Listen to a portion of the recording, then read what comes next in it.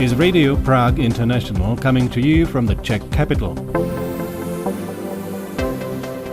Hello and welcome. I'm Sierra Krieger-Wolf and you're listening to Czechia in 30 Minutes, the show where we give you a rundown of what's recently been happening in the country in just half an hour. Coming up on today's show, the Czech government is preparing a U-turn on soft drug policy. Experts warn the move could backfire. Zdena Mašínová dies at the age of 92. And we speak to the creator of an award-winning audio documentary based on calls and messages between loved ones separated by the war in Ukraine. All that coming up later, but first, here are today's top headlines with Vít Pohanka. News. Foreign Minister Petr Matýnka of the Motorists Party says Czech development policy should shift from aid based on moral obligation to one driven by strategic interests, economic logic and partnership. Speaking at a conference on the future of development cooperation, he argued that development should be seen as an investment rather than charity, with greater involvement from the private sector and more opportunities for Czech businesses. Matýnka defended this year's reduced development budget, saying limited public finances require smarter and more effective assistance. He also endorsed the principle of trade over aid, arguing that investment and free markets offer a more sustainable path to development than grants alone. Czech opposition parties have accused Prime Minister Andrej Babiš from the ANO party of benefiting from proposed changes to the country's conflict of interest law, as lawmakers held a special parliamentary session on the issue.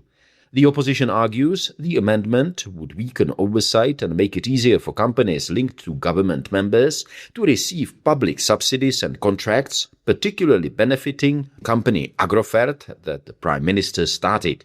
Babiš, who was attending an event in Plzeň instead of the debate, dismissed the session as pointless. He maintains that placing his shares in Agrofert into a trust has resolved any conflict of interest under both Czech and European law, while opposition parties continue to call for the suspension of subsidies to Agrofert, pending the European Commission's review.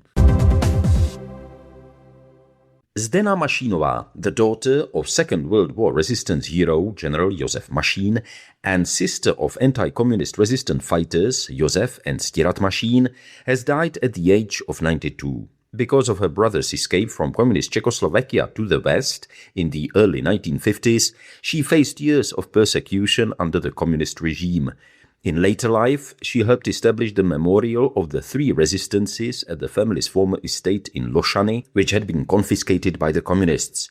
In 2023, President Petr Pavel awarded her the Order of Tomáš Garrigue Masaryk for her contribution to democracy and human rights. Czech customs officers have seized 38 kilograms of illegally traded ivory after a man attempted to sell a collection of carved artifacts for 1.5 million crowns, or about 60,000 euros.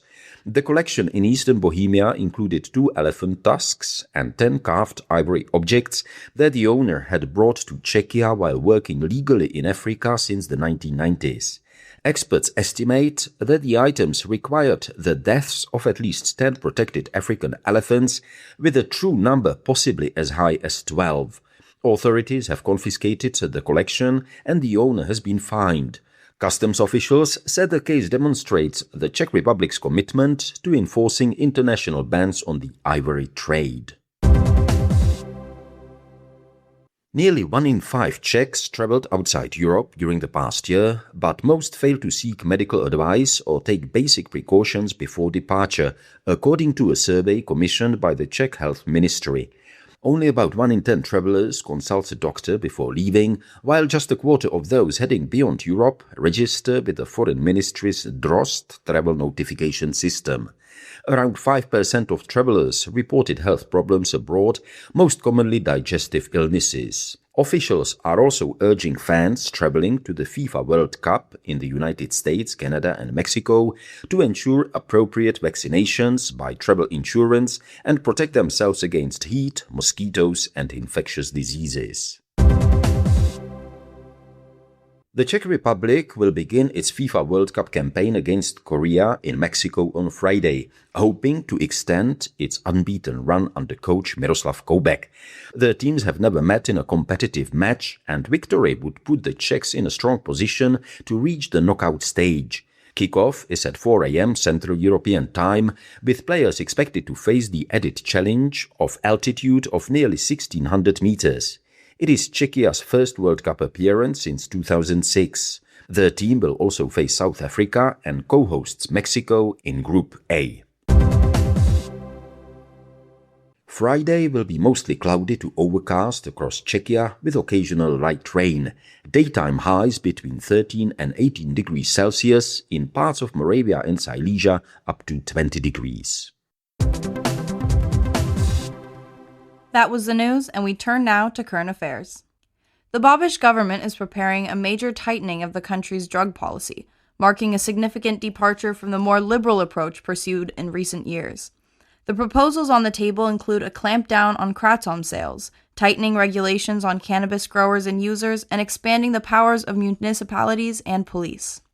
Danielle Lazarova has the details.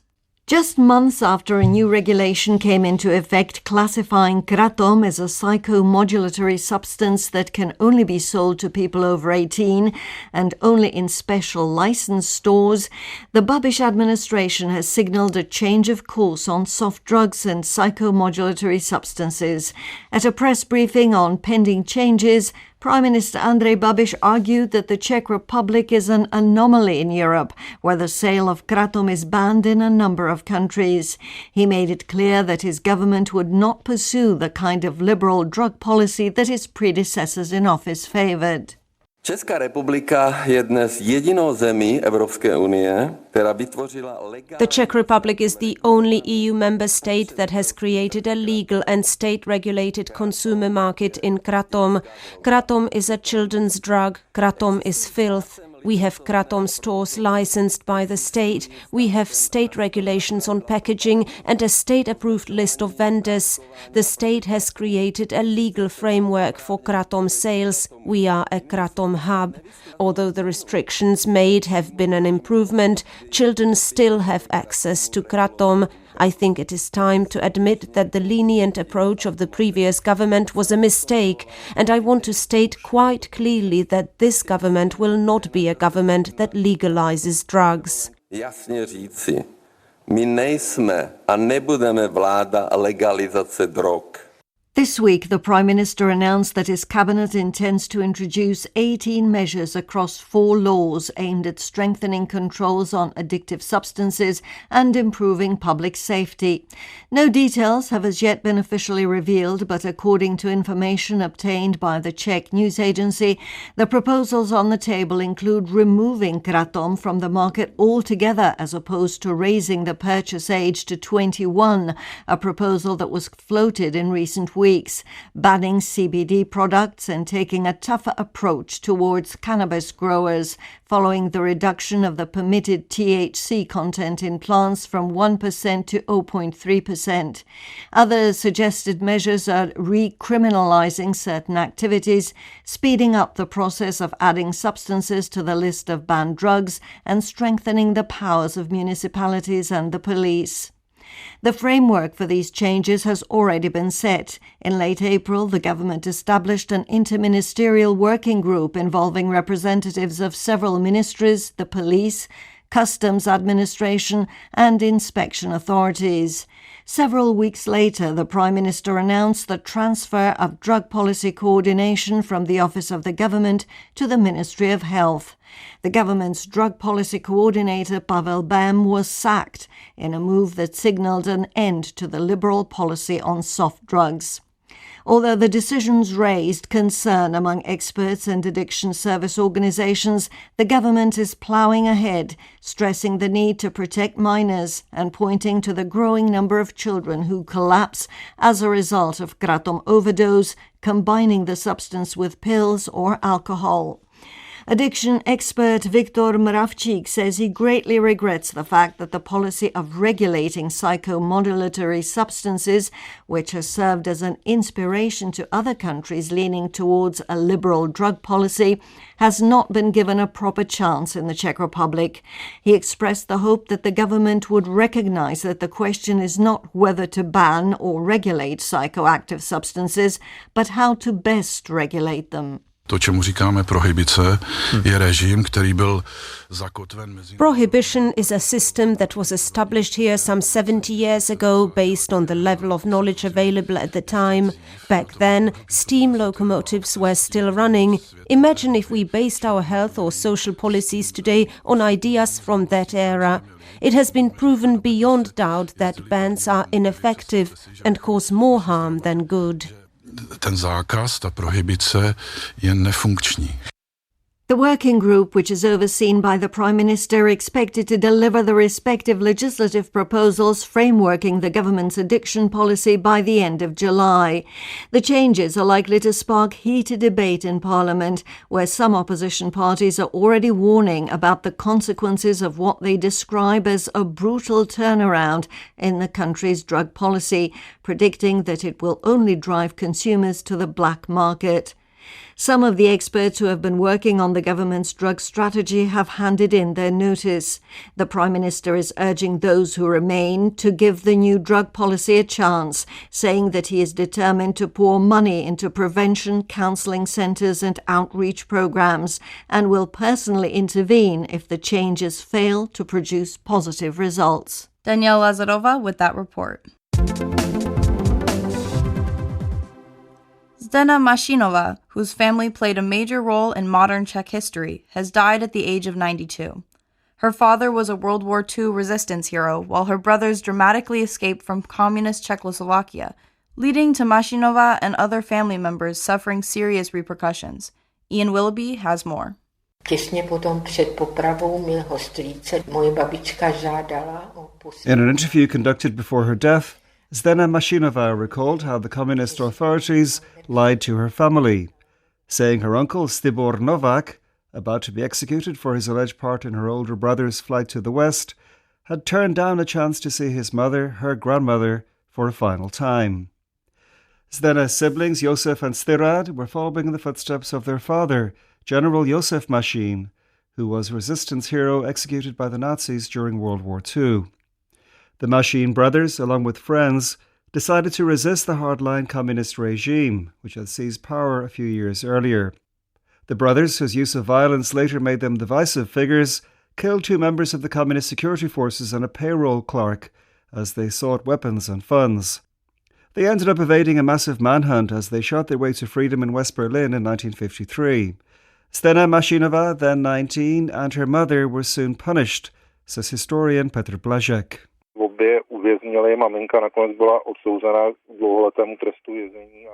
They were both jailed. The mother got a long prison sentence and died in jail in 1956. The state security released Zdena after some weeks, hoping to use her as a lure to capture her brothers.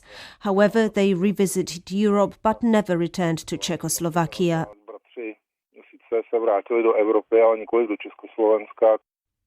Petr Blažek was close to Zdena Mašínová and announced her death on Wednesday at the age of 92.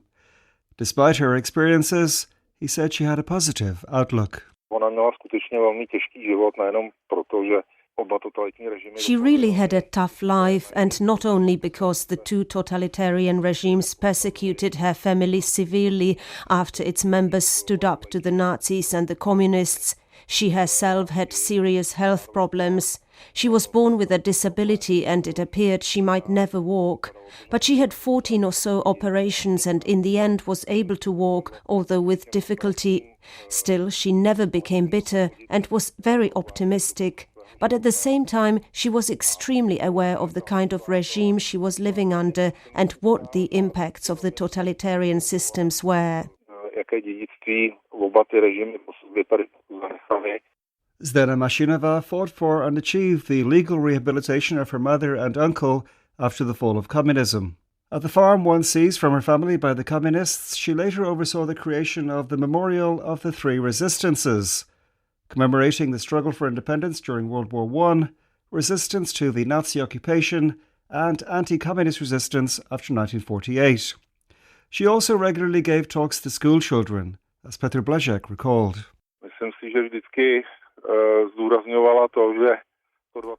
She always emphasized the fact that the 20th century was very cruel, that we should never take anything for granted, and her main legacy was the idea, never give up. That was characteristic of her father, her brothers and her mother. Thank you, Ian Wilby, for that report. You're here with Radio Prague International, and it's now time for today's main feature. 26. května 2022, 12 hodin 45 minut. Milo? Ahoj. That was an excerpt from Hovory, or Calls in English, an audio series by sound designer Victoriia Kralko, which recently won Czech Audiobook of the Year 2025. A sound designer trained at FAMU in Prague, Kralko spent months collecting phone calls and voice messages from Ukrainians separated by war, soldiers, refugees, and families waiting for news. Born in Prague to Ukrainian parents, she turned this material into a powerful audio documentary about lives shaped by Russia's invasion of Ukraine. Our colleague, Alex Rosenzweig, spoke with Victoriia Kralko last Friday. A few hours later, one of the main characters of the first episode, Serhi, the Azovstal defender whose wife Mila had been leaving him daily voice messages for more than 4 years, was freed in a prisoner exchange between Russia and Ukraine. We're recording this interview in the studio, in a radio studio, and you're quite used to this kind of environment because you do work with sound. How did you develop this particular connection with sound? So I study sound design at FAMU, at the Film Academy in Prague. And I just discovered that sound independent of picture is also a very powerful storytelling tool. How did you realize that this material that you were hearing, the conversations, I don't know which one you heard first, would be important to work with? I knew these moments from my own life. This is how it started, basically, because I have had these conversations with my cousin who joined the armed forces early 2023, at the end of 2022. And for some time, he and his family, they started communicating only by phone because he was all the time, he was at the front line, basically. And I realized how war changed and transformed human connection and the relationships, how it transformed them and put them in the virtual space. I don't know if I answered the question. Yes, so it was the communication with your cousin that, that brought this to your mind? Yes. And then how did you hear or how did you gather the others? So it was the first person was Mila from the first episode. Mila, the woman from Mariupol, wife of a soldier, of an Azovstal defender from Mariupol, and called Serhi. Called Serhi, yes. He is unfortunately still in Russian prison till today. And I met her at a meeting. It was Azovstal Defenders support meeting. And here in Prague, yes, it was a very small gathering. Unfortunately, there were only few people, and I saw her. I knew that she was the wife of an Azovstal defender because she had the flag, and there was a big name of his name and his face, and there was Mariupol and 3 Mariupol defenders. And I was nervous, but I did come to her, and I just asked her if she would like to talk to me about her experience. That I am a student, which I still was at the time, and that I want to make a project about the war in Ukraine, and that the question of people imprisoned in Russia is very important to me. And she agreed, which I was very scared about, that she would not want to talk to me, but she wanted to talk very much. It's described in the first episode the way she leaves Mariupol, destroyed Mariupol, and arrives in Czechia here. So she had everything in her phone. That's how it happened. You just took her phone and recorded the conversations? No, this was not how it happened. It happened that because she does not live in Prague, I did come to her to a small Czech town. And I just sat with her and had an interview with her first. She told me about her experience, and I asked her if she has any communication with her husband. And she told me that she writes him and records voice messages to him every single day, few times a day. It was, at the time, it was 2 years from the beginning of the invasion. So for 2 years straight, she recorded to him messages every day, which he didn't see because he does not have his phone in prison. And she's waiting for his reply, which I found very strong because here you have this communication, one-sided communication, basically. You are waiting for the other person to reply, and this is what you want the most. You want him to see it, to reply to it.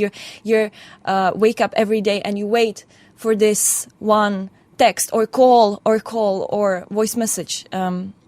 So she was very brave to give me all of her conversations, and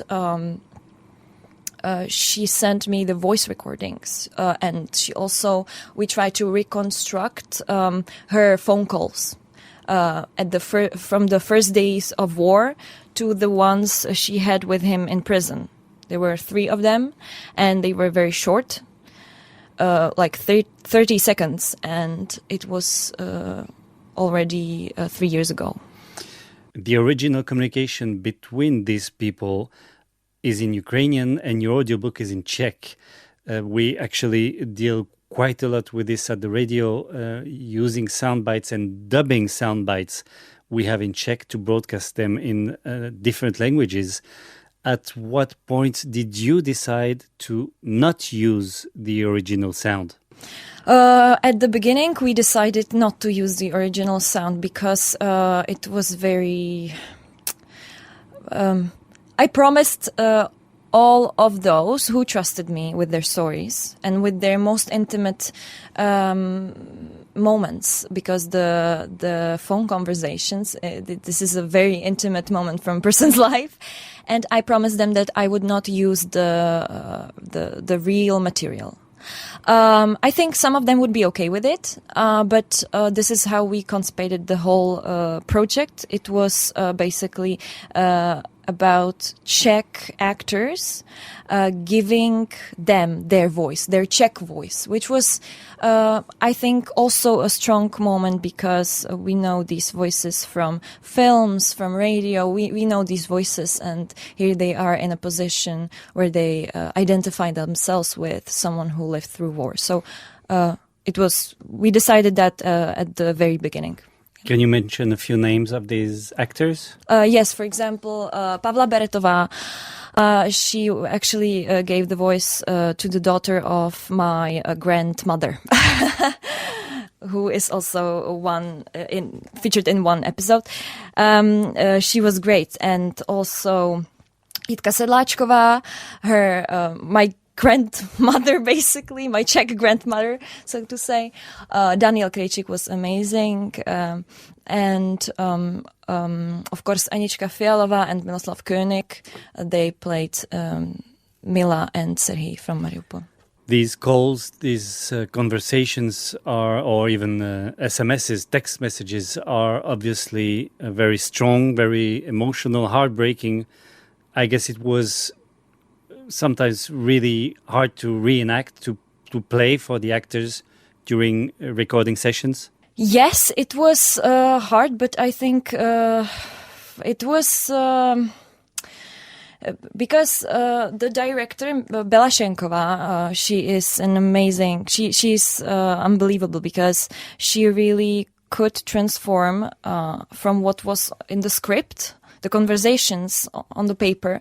She could really transform them and.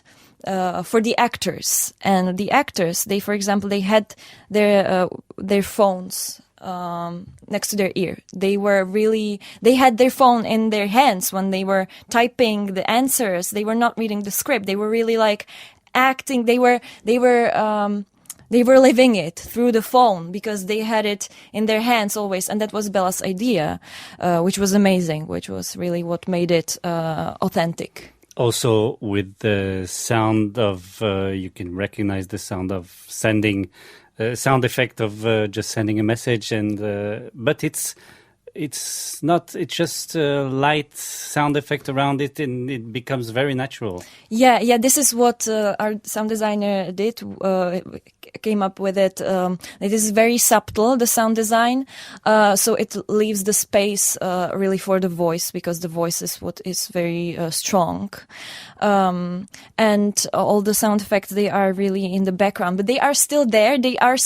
And also, we didn't want the sound of bombings, explosions. We didn't want the air raid, but we wanted something that would be very similar to it emotionally, but not exactly this sound, which would made it really maybe too much as a theatrical, maybe, because too dramatic. Too dramatic, because the voice was what carried the drama. It didn't need more. It was really in the voice. And the content as well. And the content and the silence sometimes. Silence is very important in this. I don't know how it works usually for an audiobook, if translation can be a project right after you publish the first one in Czech. Is this something that can be adapted? I guess Ukrainian, it would be tough, but is it something you were thinking about? If, for example, to adapt it to do a Ukrainian version, I was not thinking about it, because when I made this decision to do this project, I thought that it does not need to be in Ukrainian, because Ukrainians know this. They live this every day. For 5 years they have been living this. But that is also not 100% true, because not every Ukrainian is living through this, and there are a lot of people who do not have connection, for example, with someone who serves on the front line, and there are people who needs to be also reminded of war in their own country, and I have had these reviews from my friends, from my Ukrainian friends, that oh my God, you need to do this in Ukrainian. We need this in Ukrainian. So I am thinking about it now. Other languages? And other languages, of course, I would love to. It would be amazing, but like English, which is a sort of lingua franca of the audio world. Yes, that would be a dream. That interview with Victoriia Kralko has brought us to the end of today's program here on Radio Prague International.